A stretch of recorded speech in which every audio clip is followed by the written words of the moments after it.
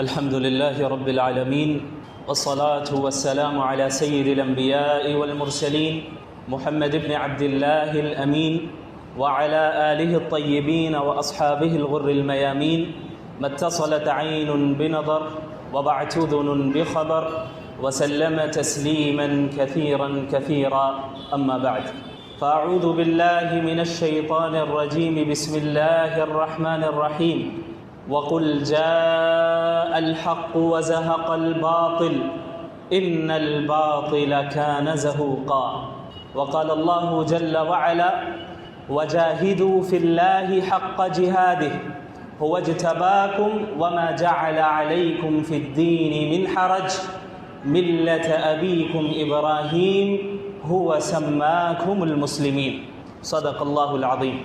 جن لوگوں نے بھی تاریخ کا مطالعہ کیا ہے وہ حضرات جانتے ہیں کہ حق اور باطل کے درمیان جو کانفلکٹ اور جو کشمکش ہم دیکھ رہے ہیں وہ کوئی نئی چیز نہیں ہے، بلکہ حق اور باطل کے درمیان ٹکراؤ، تصادم یہ حضرت آدم علیہ السلام کی تخلیق سے لے کر آج تک جاری ہے اور قیامت تک جاری رہے گی۔ حضرت آدم علیہ السلام کو جب اللہ رب العالمین نے پیدا کیا اور ان کی تخلیق فرمائی تو اللہ رب العالمین نے سب کو حکم دیا کہ حضرت آدم علیہ السلام کے سامنے تعظیماً جھک جائیں، لیکن ابلیس نے انکار کیا، ابا واستکبر وکان من الکافرین۔ ابلیس نے انکار کیا اللہ کے حکم کا، اس نے تکبر اختیار کیا اور کہا کہ انا خیر من خلقتنی من نار وخلقتہ من طین، کہ میں تو ان سے بہتر ہوں، آپ نے مجھے آگ سے بنایا ہے اور انہیں تو مٹی سے بنایا ہے، میں ان کے سامنے کیسے جھک جاؤں، ان کے تابع کیسے ہو جاؤں۔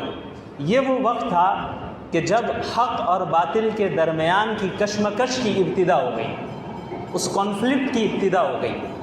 ابلیس نے اسی وقت اللہ رب العالمین سے کہا لأغوینہم اجمعین، میں آدم اور ان کی اولاد کے تمام افراد کو، تمام اولاد کو بہکا دوں گا، گمراہ کر دوں گا، الا عبادک منہم المخلصین، سوائے آپ کے مخلص بندوں کے۔ تو حق اور باطل کے درمیان کی لڑائی کوئی نئی لڑائی نہیں ہے، حق اور باطل کی لڑائی ایک قدیم لڑائی ہے، پرانی لڑائی ہے، اور انبیاء علیہم الصلاۃ والسلام کا جو سلسلہ اللہ رب العالمین نے اس دنیا میں جاری کیا وہ اہل حق کی نمائندگی کے لیے کیا، کہ یہ وہ حضرات ہوں گے جو اہل حق کی قیادت کرتے ہوئے باطل اور اہل باطل کا مقابلہ کریں گے۔ اور تاریخ گواہ ہے جب جب میدان میں اہل حق نہیں اترے، یا یہ کہ اتر تو گئے لیکن انہوں نے باطل کو میدان میں موجود نہیں سمجھا، یا یہ سمجھا کہ میدان باطل سے خالی ہے، تب باطل اپنی جڑیں مضبوط کرتا چلا گیا۔ اور آپ قرآن کریم کو جب آپ دیکھیں اور انبیاء علیہم الصلاۃ والسلام کے واقعات کو پڑھیں تو آپ کو معلوم چلے گا کہ اللہ رب العالمین نے اس دنیا کے نظام کو انہی اصولوں پر استوار کیا ہے کہ حق اور باطل کے درمیان ٹکراؤ اور کشمکش اور کانفلکٹ ہوتا رہنا ہے، اور وقتی طور پہ عموماً باطل کو غلبہ حاصل ہوتا ہے، وقتی طور پہ غلبہ حاصل ہوتا ہے۔ بڑے بڑے انبیاء علیہم الصلاۃ والسلام اس دنیا میں تشریف لائے جنہیں اللہ نے اولو العزم کہا، اولو العزم من الرسل، پکے عزم والے۔ ان حضرات کے سامنے بھی حالات ایسے آئے کہ وقتی طور پر محسوس ہونے لگا کہ باطل کو غلبہ مل رہا ہے۔ حضرت نوح علیہ السلام 950 سال تک انہوں نے دعوت کا کام کیا، لیکن چند حضرات ہی تھے جو ان پر ایمان لائے۔ وقتی طور پہ باطل کو غلبہ تھا۔ حضرت لوط علیہ السلام، ان کی قوم نے ان کا انکار کیا، ماننے والے بالکل تھوڑے تھے، شہر کو چھوڑ کر جانا پڑا، وقتی طور پہ باطل کو غلبہ ملا۔ حضرت ابراہیم علیہ السلام، جنہیں اپنا گھر چھوڑ دینا پڑا، جنہیں اپنا شہر چھوڑ دینا پڑا، جنہیں اپنا ملک چھوڑ دینا پڑا، وقتی طور پہ لگا کہ باطل غالب آ رہا ہے۔ اور آپ آ جائیں حضرت عیسیٰ علیہ السلام میں، حضرت موسیٰ علیہ السلام تک، حضرت عیسیٰ علیہ السلام تک، تمام اولو العزم انبیاء علیہم الصلاۃ والسلام کے ساتھ یہی معاملہ رہا۔ جن حضرات نے، جن لوگوں نے حضرت عیسیٰ علیہ السلام کو قتل کرنے کی کوشش کی، ان حضرات کا گمان یہ ہے کہ انہوں نے حقیقت میں حضرت عیسیٰ کو قتل کر دیا ہے۔ وہ سمجھتے ہیں کہ ہم غالب آ گئے، لیکن حقیقت کیا ہے پوری دنیا پر اس وقت واضح ہوگی عملی طور پہ جب حضرت عیسیٰ علیہ السلام کا دوبارہ نزول ہوگا۔ محمد الرسول اللہ صلی اللہ علیہ وسلم کی زندگی کو دیکھیں، آپ صلی اللہ علیہ وسلم نے 13 سال مکۃ المکرمہ میں اس طرح گزارے کہ بظاہر آپ صلی اللہ علیہ وسلم اور صحابہ کرام مغلوب رہے، طرح طرح کی تکلیفوں کو جھیلنا پڑا، مشقتوں کو جھیلنا پڑا۔ حضرت سمیہ رضی اللہ عنہا کو کس طریقے سے شہید کیا گیا، کس بے دردی کے ساتھ، ہم سب جانتے ہیں۔ حضرت بلال رضی اللہ عنہ کو کس طریقے سے تپتی ہوئی ریت پر لٹا کر شدید دھوپ میں، سخت گرمی میں، بھاری چٹان کے بوجھ کو برداشت انہیں کرنا پڑا، اور پھر اس بھاری چٹان کے بوجھ کے ساتھ ساتھ کوڑوں کی تکلیف کو برداشت کرنا پڑا۔ یہ ساری چیزیں ہوئیں، بظاہر لگا کہ باطل غالب آ رہا ہے۔ اسی لیے قرآن کریم میں بھی اللہ رب العالمین نے بیان کیا کہ جب بسا اوقات ایسے حالات آتے ہیں کہ مومنین جو اہل حق ہیں ایسی آزمائش سے گزرتے ہیں کہ مومنین بھی اور انبیاء تک یہ کہہ دیتے ہیں متی نصر اللہ، آخر اللہ کی مدد کب آئے گی، اللہ کی مدد کب آئے گی؟ الا ان نصر اللہ قریب، یقیناً اللہ کی مدد قریب ہے۔ یہ نظام ہے اللہ کا، یہ سنت ہے اللہ کی کہ وقتی طور پہ باطل کو غلبہ ملتا ہے، لیکن آخری انجام جو ہونا ہے وہ تو مومنین کے حق میں ہونا ہے۔ آخری انجام جو ہونا ہے وہ مومنین کے حق میں ہونا ہے۔ غلبہ، فتح و نصرت بالآخر مومنین کو مل رہا ہے۔ هو الذي ارسل رسوله بالهدى ودين الحق ليظهره على الدين كله۔ اللہ رب العالمین نے اپنے رسول کو ہدایت کے ساتھ اور دین حق کے ساتھ بھیجا ہی اس لیے ہے تاکہ یہ دین تمام نظاموں پر غالب آ جائے، یہ دین تمام نظاموں پر غالب آ جائے۔ وَلَوْ كَرِهَ الْكَافِرُونَ، اگرچہ کفار ناپسند کرتے ہوں، وَلَوْ كَرِهَ الْمُشْرِكُونَ، اگرچہ شرک کرنے والے ناپسند کرتے رہے، اس دین کو غلبہ اور فتح و نصرت ہر حال میں ملنا ہے، یہ اللہ کا وعدہ ہے۔ لیکن حق اور باطل کے اس ٹکراؤ میں بندوں کی آزمائش ہوتی ہے۔ حق کی نصرت، حق کی مدد، حق کو فتح تو ملنا ہے، لیکن اب وہ افراد کون ہوں گے، وہ لوگ کون ہوں گے جو اس حق کا ساتھ دینے والے ہوں گے، یہ اصل امتحان ہے، یہ اصل امتحان ہے۔ اسی لیے حضرت امام ابن القیم رحمۃ اللہ علیہ نے فرمایا علیک بطریق الحق ولا تستوحش بقلت السالکین، تم پر لازم ہے کہ حق کے راستے کو اختیار کرو اور اس راستے کے خالی ہونے کی وجہ سے یا لوگوں کی قلت کی وجہ سے اس راستے سے وحشت نہ کرو، وحشت میں نہ پڑ جاؤ۔ تم جب حق کے راستے میں چلو گے تو وہاں تمہیں آس پاس لوگ بہت تھوڑے نظر آئیں گے۔ تنہائی میں اگر آپ رات میں کسی ایسے راستے سے گزریں جہاں لوگ نہیں ہیں، آپ تنہا ہیں یا 2-4 ہی افراد ہیں، تو ایک وحشت محسوس ہوتی ہے اس راستے میں۔ تو یہی معاملہ حق کے راستے کا ہے کہ یہاں آپ کو اس راستے پہ چلنے والوں کی تعداد بہت تھوڑی ملے گی، بہت کم ملے گی۔ اور اس کے مقابلے میں ابن قیم رحمۃ اللہ علیہ نے فرمایا ایاک وطریق الباطل ولا تغتر بکثرت السالکین، اور تم پر لازم ہے کہ تم باطل کے راستے سے اپنے آپ کو دور رکھو اور اس راستے میں کثرت سے، لوگوں کی کثرت سے دھوکے میں نہ پڑ جاؤ۔ اس راستے میں لوگ کثرت سے پائے جائیں گے، لوگ باطل کی طرف جا رہے ہیں، ایسا کیوں؟ باطل کی طرف لوگ کثرت سے آگے بڑھ رہے ہیں، حق کے راستے میں قلت کے ساتھ، ایسا کیوں ہے؟ اس کا جواب اللہ کے نبی صلی اللہ علیہ وسلم نے دیا۔ اللہ کے نبی نے فرمایا کہ جب اللہ رب العالمین نے حضرت جبریل علیہ السلام کو بھیجا، انہیں جنت بھی دکھایا اور جہنم کو بھی دکھایا، تو حضرت جبریل علیہ السلام نے کہا کہ یا اللہ، یہ جنت ایسی جگہ ہے کہ یہاں کون نہیں آنا چاہے گا، اور جہنم ایسی جگہ ہے کہ یہاں کون آنا چاہے گا۔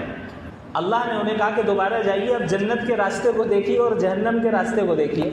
حضرت جبریل نے جب دونوں کے راستے کو دیکھا تو اللہ سے فرمایا کہ یا رسول اللہ، جنت کون جا پائے گا؟ اور جب جہنم کے راستے کو دیکھا تو اللہ سے کہا کہ یا اللہ، جہنم سے کون بچ پائے گا؟ کیوں؟ کیونکہ حفت الجنت بالمکارہ، وحفت النار بالشہوات، کہ جنت کو تکلیف دہ چیزوں سے، ناپسندیدہ چیزوں سے، ایسی چیزوں سے گھیر دیا گیا ہے اس کے راستے کو جو چیزیں انسانی طبیعت پر بار بنتی ہیں، اور جہنم کے راستے کو شہوات سے، ڈیزائرز سے گھیر دیا گیا ہے۔ تو جو لوگ ڈیزائرز کی طرف مائل ہوتے ہیں ان کی تعداد فطری طور پہ زیادہ ہوگی، اور جو حضرات اپنے ڈیزائرز کو، اپنی خواہشات کو کنٹرول کر لیں اور اس حق کے راستے میں ہر طرح کی تکلیفوں کو جھیل لیں اللہ کے لیے، جنت حاصل کرنے کے لیے ہر قسم کی تکلیف دہ چیزوں کو وہ برداشت کر لیں، ان کی تعداد کم ہوگی۔ اور یہ چیز ہمیں انبیاء علیہ الصلاۃ والسلام اور ان کے ماننے والوں میں بھرپور نظر آتی ہے۔ اللہ کے نبی صلی اللہ علیہ وسلم نے جو 13 سال تک مکۃ المکرمہ میں صحابہ کرام کی تربیت کی، ایک ٹریننگ سے انہیں گزارا، ان کی بھرپور تربیت ہوئی، ایمان کی تربیت، علمی اعتبار سے تربیت، فکری اعتبار سے تربیت، جسمانی اعتبار سے تربیت۔ مکۃ المکرمہ کی زندگی میں ہاتھ اٹھانے کی اجازت نہیں تھی اپنے دشمن پر، باطل سے عملی طور پہ لڑنے کی اجازت نہیں تھی۔ اللہ نے حکم دیا تھا اپنے ہاتھوں کو روکے رکھو، صبر کرو، صبر پر قائم رہو اور ایمان مضبوط کرتے چلو۔ اسی لیے سنن نسائی کی روایت ہے کہ صحابی رسول فرماتے ہیں تعلمنا الایمان ثم تعلمنا القرآن، یا تعلمنا الایمان قبل ان نتعلم القرآن، او کما قال، کہ ہم نے قرآن کریم کے علم سے پہلے ایمان کو سیکھا ہے، پہلے ایمان کو سیکھا پھر قرآن کو سیکھا۔ یعنی 13 سالہ زندگی میں اللہ کے نبی صلی اللہ علیہ وسلم نے ایمانی کیفیت کو مضبوط کرنے کی طرف توجہ دی۔ اب آپ جو واقعات سنتے پڑھتے آئے ہیں کہ صحابہ کرام کس کس طرح کی آزمائشوں سے گزرے، اور ان آزمائشوں سے گزرنے کے باوجود وہ کفریہ کلمات کہنے تک پر راضی نہیں ہوتے تھے۔ حضرت بلال کو مارا جا رہا ہے، گھسیٹا جا رہا ہے، کئی صحابہ ایسے ہیں جن کو گرم کوئلے پر لٹا دیا گیا، یہاں تک کہ جسم کی چربی تک پگھل گئی، صرف یہ کہنے کے لیے بھئی یہ کہو کہ کفریہ کلمات اپنی زبان سے نکالو، ہمارے بتوں کی تعظیم کرو۔ لیکن انہوں نے کیا کہا؟ نہیں کیا۔ آخر کیا چیز تھی وہ ان کے دلوں میں جو اتنی سخت آزمائشوں کو بھی انہوں نے آسانی سے جھیل لیا؟ یہ وہی ایمان تھا، یہ وہی ایمانی کیفیت تھی، اور حق کے راستے پر استقامت کے ساتھ جمنا تھا۔ انہوں نے اپنی منزل کو پہچان لیا تھا، انہوں نے اس زندگی کے کانسیپٹ کو پہچان لیا تھا، وہ سمجھ گئے تھے کہ یہ تکلیف وقتی تکلیف ہے، اور یہ جو راحت مشرکین کو مل رہی ہے یہ بھی وقتی راحت ہے۔ اصل فیصلہ اور دائمی راحت اور دائمی آرام تو ان افراد کو ہی ملنا ہے جو حق کے راستے میں ہر طرح کی تکلیف کو جھیلنے کے لیے تیار ہوں۔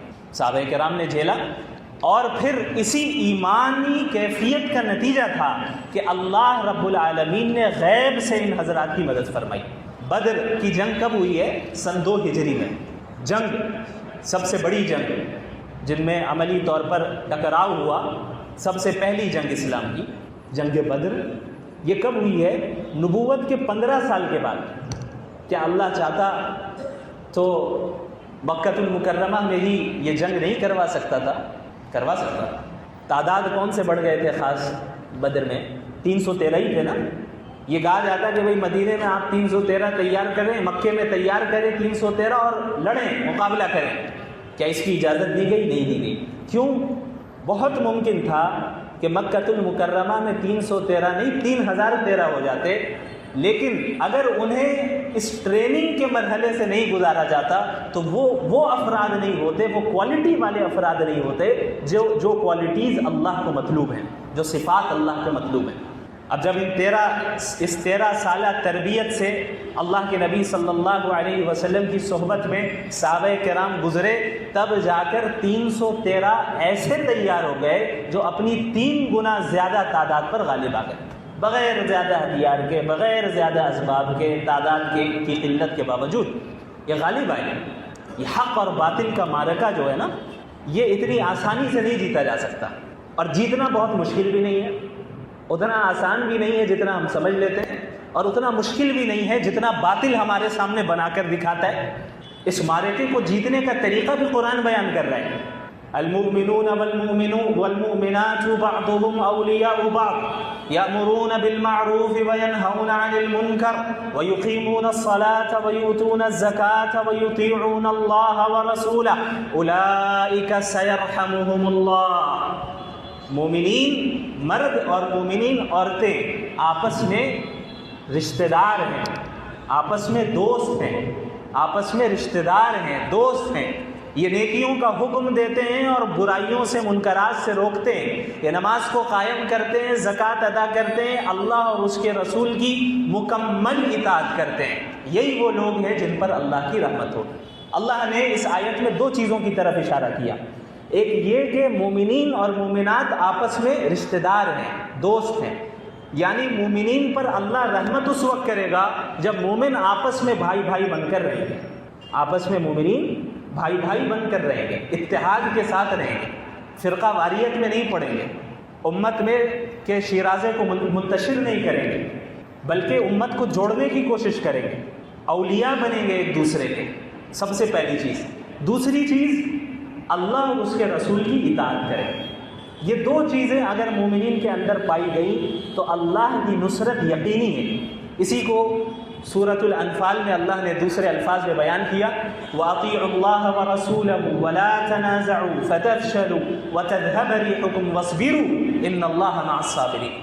اللہ اور اس کے رسول کی اطاعت کرو اور آپس میں لڑائی نہ کرو، آپس میں جھگڑے نہ کرو، یعنی اطاعت کامل اور مکمل اتحاد۔ یہ دو چیزیں اگر تمہارے اندر پائی جا رہی ہیں تو پھر اللہ کی مدد ہے، اور اگر تم آپس میں لڑائی میں پڑ جاؤ گے، آپس میں لڑو گے تو اس کا نتیجہ کیا ہوگا؟ فتفشلوا، تم بزدل پڑ جاؤ گے، وتذهب ريحكم واصبروا، اور تمہاری ہوا اکھڑ جائے گی، تمہارے قدم اکھڑ جائیں گے، تم باطل کے سامنے ٹک نہیں پاؤ گے، باوجود اس کے کہ حق تمہارے ساتھ ہوگا، لیکن اللہ کی نصرت کے اب تک مستحق نہیں ہو پاؤ گے جب تک تم ان دونوں چیزوں کو اختیار نہ کر لو۔ متحد ہو گئے، اطاعت نہیں ہے۔ اس چیز کو یاد رکھیے گا، بہت سے لبرل سیکولر آپ کو اسی دھوکے میں مبتلا کرتے ہیں، وہ اتحاد کا نعرہ تو لگائیں گے لیکن اطاعت رسول کا نعرہ نہیں لگائیں گے۔ متحد ہو جاؤ، NRC کے ٹائم پہ کیا ہوا؟ سارے متحد ہو گئے، اتنے متحد ہو گئے ماشاءاللہ کہ برقع پہن کر میدان میں ٹیکے لگائے جا رہے ہیں، برقع پہن کر میدان میں ہندوؤں کی پوجا میں شریک ہوا جا رہا ہے، اتنے زیادہ متحد ہو گئے۔ تو یہ اگر صرف اتحاد رہے گا، اطاعت رسول نہیں رہے گی، اللہ کی مدد نہیں آئے گی۔ اسی طرح اطاعت رسول ہے، اتحاد نہیں، اللہ کی مدد نہیں آئے گی۔ آپ نمازیں پڑھیے، تہجد پڑھیے، لمبی لمبی داڑھی رکھ لیں، صافے باندھیں، امامے باندھیں، جبے قبے پہن لیں، روزے رکھیں، چلے میں جائیں، سب کچھ کریں، لیکن آپ کے درمیان اتحاد نہیں ہے، آپ ایک دوسرے سے بغض رکھتے ہیں، آپ ایک دوسرے کے خلاف سازشیں کر رہے ہیں، آپ کا دل پاک و صاف نہیں ہے، آپ کے اندر دوسروں کے متعلق بغض ہے، عناد ہے، اور آپ فرقہ وارانہ لڑائیوں